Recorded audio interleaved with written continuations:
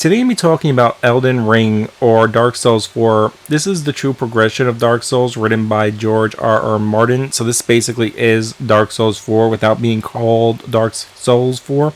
Now, if you're not a fan of Dark Souls, Sekiro, Bloodborne, you played them, you're not a fan, you're probably not going to like this game. If you are a fan, then this video is for you. And if you're not familiar with any of them at all, stay tuned, watch a little bit of the trailer, and hear what I got to say.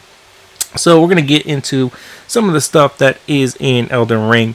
Start off with 4-player co-op is back like Dark Souls. Signs for players are going to be in it. Groups, passwords as well.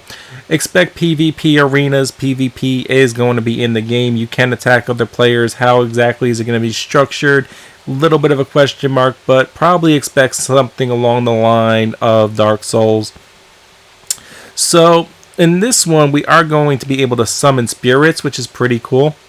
Kind of like the father from Sekiro, however you want to pronounce it. There was the owl that he had protecting him. Well, you'll see in some other gameplay, I don't remember if it's in this trailer or not, but one of the bosses had an owl. Now, we get to summon our own spirits as well, so I kind of want a griffin protecting me, but I do like spirits, like Final Fantasy, summoning those spirits. Always did like that, and our spirits can be leveled up as well, which should be pretty cool. Now, in Elden Rings, we're going to get skills. Dark Souls got weapon arts. Sekiro got combat arts.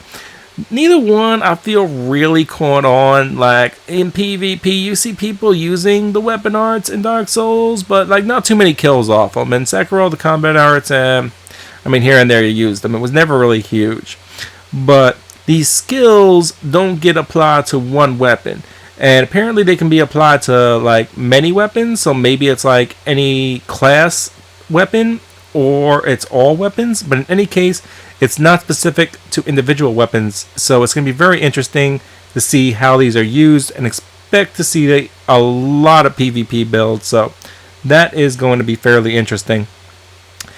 In Elden Rings, we are going to get legacy dungeons, which consist of main dungeons, camps, and more. So these are going to be pretty cool. I kind of want to see a dungeon. I'm very much looking forward to that. So in order to not have any copyrighted music or gameplay, I'm just replaying the trailer. Moving on, there is stealth and night mode. So the stealth modes are standard, crouch, go in cover, bushes, reduce visibility. But night mode is more interesting because we're going to get night-specific enemies that only come out at nighttime, and our visibility is going to be reduced at nighttime. So that should be interesting. We're also getting a stamina bar, but the dev said it's not going to be constrictive on gameplay. It's more to stop the excessive use of moves or tactics that would be OP if we could spam them. Next up, we have the jump button, which will allow us to avoid sweep attacks. But I'm thinking it's more for exploration, like there's going to be certain areas you can only unlock by traversing through jumps. We're also going to get horseback riding, although there is going to be no horseback PvP. You will not be able to target another player while on horseback. But let's face it, horseback PvP would never catch on anyway. Be fun for a couple minutes, and then you go back to standard PvP. And going back on PvP real quick, it is obviously going to be a thing.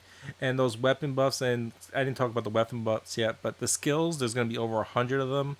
And the weapon buffs, there's going to be over 100 of them as well. So expect a lot of different PvP builds. PvP in this game should be fairly interesting. Going to be a lot of builds. So this game is going to be more like Dark Souls versus Sekiro in the fact that you are going to be able to level up and make your character more powerful. If you're stuck on a battle, you can go fight other environments, level up, become more powerful, and then go back to the battle you were struggling on. Apparently, you can actually skip up to half the bosses in the game and beat the game, kind of like Dark Souls. So do expect a lot of speed runs for this game as well. There's going to be 6 demi-bosses in the game to seek out. Not sure if there's going to be like a head boss after that, or if it's just the 6 demi-bosses. Information on that was lacking as far as I could find. There's going to be fast travel in the game as well. NPCs with stories and background that can influence your ending depending on how your interactions with them go. And just a real quick note too, this game is going to be released right now on February 25th, 2022. Not the July release date that showed up earlier or might show up at the end while I'm talking.